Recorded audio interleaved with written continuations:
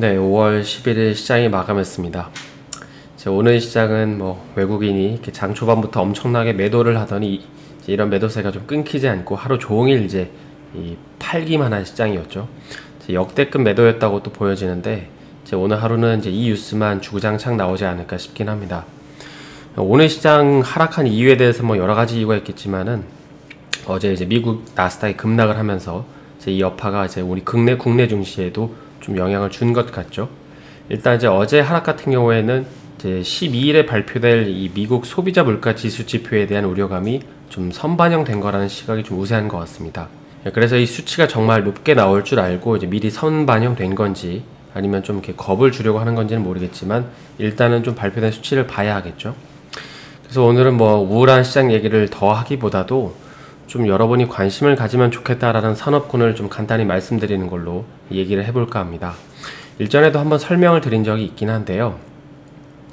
최근에 그 자동차 sek터는 여러분이 잘 알다시피 반도체가 없어서 대부분의 완성체 업체들이 감산에 들어갔다고 하죠. 그래서 여기 보시는 것처럼 폭스바겐이나 도요타, 크라이슬러, 혼다 같은 이런 완성체 업체들이 대부분 보면 이 부품이 부족해서 감산에 들어갔습니다. 그리고 국내 현대기아차 역시 예외는 아니고요. 그러다 보니까는 그 매출 하락에 대한 우려가 주가에 좀 고스란히 반영이 되고 있죠. 그런 가운데 최근에 이런 기사가 나왔습니다.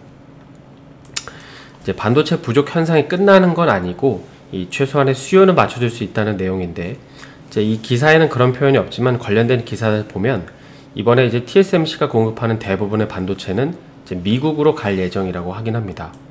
그리고 이에 더해서 큰 화재랑 또 정전이 있었던 이 르네사스 역시도 7월 정도까지는 모두가 정상화될 거라고 합니다.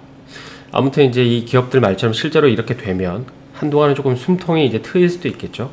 그럼 여기서 우리가 생각을 해볼 수 있는데 제가 지난 4월 15일 영상에서 이 올해 반도체 시장, 올해 자동차 시장은 특히 전기차 시장은 미국을 봐야 된다고 말씀을 드렸는데요. 그런 가운데 만약에 이 기사의 내용처럼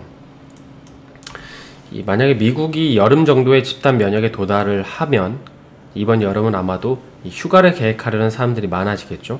그리고 이 말은 미국이라는 나라의 특수성을 감안하면 그 방식, 그러니까 휴가를 가는 방식은 항공보다도 자동차로 움직일 가능성이 굉장히 높습니다. 왜냐하면 이 항공의 경우에는 아직까지도 이 코로나 검사에 대한 절차가 복잡하기 때문인데요. 그러다 보니까 현재 그 미국의 경우에는 신차는 물론이고 여기 보시는 것처럼 이 중고차 역시도 엄청나게 부족한 상황이라고 하죠. 심지어 들리는 얘기로는 이삿짐 센터의 차량까지도 렌터카에 동원되고 있다는 말도 있습니다. 그래서 이런 점들을 종합해 보면 지난 3월에 이렇게 현대나 기아차가 역대 최대 판매 실적을 기록한 건 이런 수요의 선반영이라고 봐야 할 겁니다.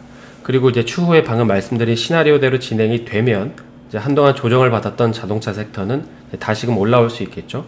그래서 현 구간이 저점이라고 보는 것입니다. 그래서 개인적으로는 만약에 자동차 섹터가 다시 움직인다고 하면 부품주가 먼저 움직이고 그 다음에 물류나 완성체 업체들이 좀 움직일 것 같은데요. 아직까지는 딱 뭐다라는 어떤 종목은 없고 계속 종목군들을 추리고 있긴 한데 어쨌든 이 영상을 들으시는 여러분들도 그동안 실적이 찍힌 기업들 중에 이번에 반도체 부족 현상으로 인해서 주가가 잠깐 눌린 기업들을 한번 찾아보시는 거죠. 그래서 오늘은 이렇게 시장 얘기보다도 좀 향후에 올라올 수 있는 섹터 중에 하나가 자동차 섹터라고 생각을 해서 이 점에 대해서 좀 말씀을 드렸는데요. 오늘 하락장에 대해서 너무 깊이 생각하지 마시고 남은 하루 마무리 잘 하시고 저는 내일 다시 인사드리겠습니다. 오늘 영상이 도움이 되셨다면 좋아요와 구독 부탁드립니다.